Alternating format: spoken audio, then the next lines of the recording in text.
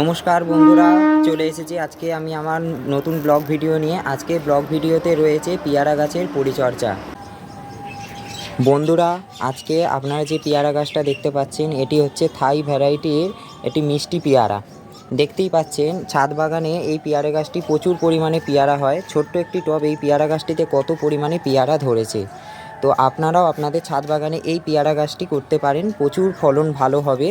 এবং গরমকালে এই পেয়ারা গাছে কীভাবে পরিচর্যা নেবেন সেটার জন্য আপনাদের আমি বলে দিচ্ছি যে আপনারা এই পেয়ারা গাছে প্রতিদিন একটু যত্ন ভালো করে নিলেই হবে। পেয়ারা গাছ একটু পটাশ জাতীয় খাবার প্রচুর পছন্দ করে।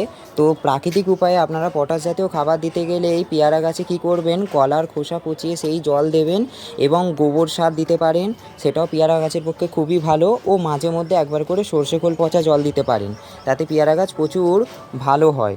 এবং বেশি করে পেয়ারা গাছে ফল আনবার জন্য, নতুন নতুন ডগ আনবার জন্য তো কিছু ডগ আপনারা কাটতে পারেন, যাতে নতুন নতুন ডগ হবে। যত পেয়ারা গাছে নতুন ডগ হবে তাতে বেশি পরিমাণে ফল হবে। তো বন্ধুরা, দেখা হচ্ছে পরের ভিডিওতে। আপনাদের যদি এই ভিডিওটি ভালো লাগে তো একটা লাইক, কমেন্ট এবং সাবস্ক্রাইব করে দেবেন। এবং পরবর্তী ভিডিওর জন্য আপনাদের ধন্যবাদ এই ভিডিওটি দেখার জন্য।